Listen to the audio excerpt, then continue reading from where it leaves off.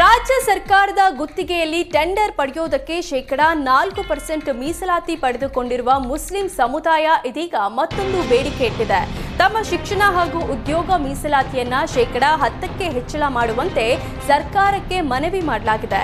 ಅಲ್ಲದೆ ಈ ಬಗ್ಗೆ ಸಚಿವ ಜಮೀರ್ ಅಹಮದ್ ಈ ಬಗ್ಗೆ ಕ್ರಮ ಕೈಗೊಳ್ಳುವಂತೆ ಅಧಿಕಾರಿಗಳಿಗೆ ಸೂಚನೆ ನೀಡಿದ್ದಾರೆ. ಕರ್ನಾಟಕ ರಾಜ್ಯ ಅಲ್ಪಸಂಖ್ಯಾತ ಇಂಜಿನಿಯರ್ಸ್ ಅಸೋಸಿಯೇಷನ್ ಇಂದ ರಾಜ್ಯದಲ್ಲಿ ಮುಸ್ಲಿಂ ಸಮುದಾಯಕ್ಕೆ ಈಗಿರುವ ಶೇಕಡಾ 4% ಶಿಕ್ಷಣ ಉದ್ಯೋಗ ಮೀಸಲಾತಿಯನ್ನ ಶೇಕಡಾ 10ಕ್ಕೆ ಹೆಚ್ಚಳ ಮಾಡಬೇಕು ಅಂತ ಒತ್ತಾಯಿಸಲಾಗಿದೆ. ಸಿಎಂ ಸಿದ್ದರಾಮಯ್ಯ ಹಾಗೂ ಸಚಿವ ಜಮೀರ್ ಅಹಮದ್ ಖಾನ್ಗೆ ಮನವಿ ಸಲ್ಲಿಸಲಾಗಿದ್ದು ಸರ್ಕಾರದಿಂದಲೂ ಭರವಸೆ ಸಿಕ್ಕಿದೆ ಎನ್ನಲಾಗಿದೆ.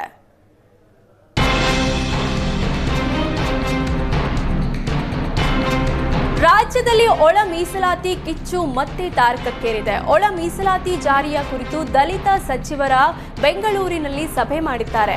ಸಚಿವ ಮಹದೇವಪ್ಪ ನಿವಾಸದಲ್ಲಿ ಸಚಿವ ಡಾಕ್ಟರ್ ಜಿ ಪರಮೇಶ್ವರ್, ಸಚಿವ ಆರ್.ಬಿ. ತಿಮ್ಮಾಪುರ, ಶಾಸಕ ಸುಧಾಮಾದಾಸ್, ಪ್ರಸಾದ್ ಅಬ್ಬಯ್ಯ, ದರ್ಶನ ಧ್ರುವ ನಾರಾಯಣ್, ನಯನ ಮೋಟಮ್ಮ ಸೇರಿದಂತೆ ಅನೇಕ ನಾಯಕರು ಭಾಗಿಯಾಗಿದ್ದರು.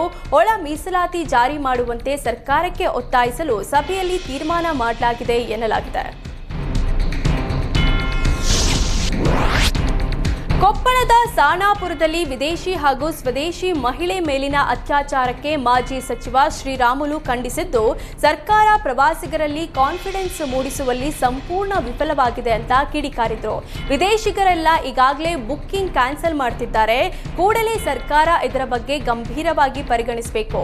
ಪ್ರವಾಸಿಗರು ನಿರ್ಭೀತಿಯಿಂದ ಪ್ರವಾಸಕ್ಕೆ ಬರುವಂತೆ ಕಾನ್ಫಿಡೆನ್ಸ್ ಮೂಡಿಸಬೇಕು. ನಾನು 2-3 ದಿನಗಳಲ್ಲಿ ಸಾಣಾಪುರಕ್ಕೆ ಹೋಗಿ ಬರ್ತೇನೆ. ಅಲ್ಲಿ ಅಧಿಕಾರಿಗಳು ಹಾಗೂ ಪೊಲೀಸ್ ಇಲಾಖೆಯೊಂದಿಗೆ ಮಾಹಿತಿ ಪಡಿತೇನೆ ಅಂದ್ರು. ಶಾಸಕ ರವಿ ಗಣಿಗ ವಿರುದ್ಧ ಮಹಿಳಾ ಆಯೋಗಕ್ಕೆ ದೂರು ನೀಡಲಾಗಿದೆ. ನಟಿ ರಶ್ಮಿಕಾ ಮಂದಣ್ಣ ವಿರುದ್ಧ ರವಿ ಗಣಿಗ ಕಿಡಿಕಾರಿದ್ರು. ಈ ಹಿನ್ನೆಲೆಯೇ ಕೊಡವ ನ್ಯಾಷನಲ್ ಕೌನ್ಸಿಲ್ ಮಹಿಳಾ ಆಯೋಗಕ್ಕೆ ದೂರು ನೀಡಿದೆ. ರಶ್ಮಿಕಾ ಅವರನ್ನ ಬೆದರಿಸಿ ಭಯ ಹುಟ್ಟಿಸಲಾಗಿದೆ. ರಶ್ಮಿಕಾ ಅತಿ ಸೂಕ್ಷ್ಮ ಬುಡಕಟ್ಟು ಸಮುದಾಯದವರು. ಅವರು ಸ್ವಂತ ಪರಿಶ್ರಮದಿಂದ ನಟನೆಯಲ್ಲಿ ಬೆಳೆದಿದ್ದಾರೆ. ಅವರನ್ನ ಬೆದರಿಸುವುದು ಸಂವಿಧಾನ ವಿರೋಧಿ ಕೃತ್ಯ. ರವಿ ಗಣಿಗ ವಿರುದ್ಧ ಸುಮೋಟೋ ಕೇಸ್ ದಾಖಲಿಸಿ ಅಂತ ಮಹಿಳಾ ಆಯೋಗಕ್ಕೆ ಸಿಎನ್ಸಿ ಅಧ್ಯಕ್ಷ ನಾಚಪ್ಪ ಆಗ್ರಹಿಸಿದ್ದಾರೆ.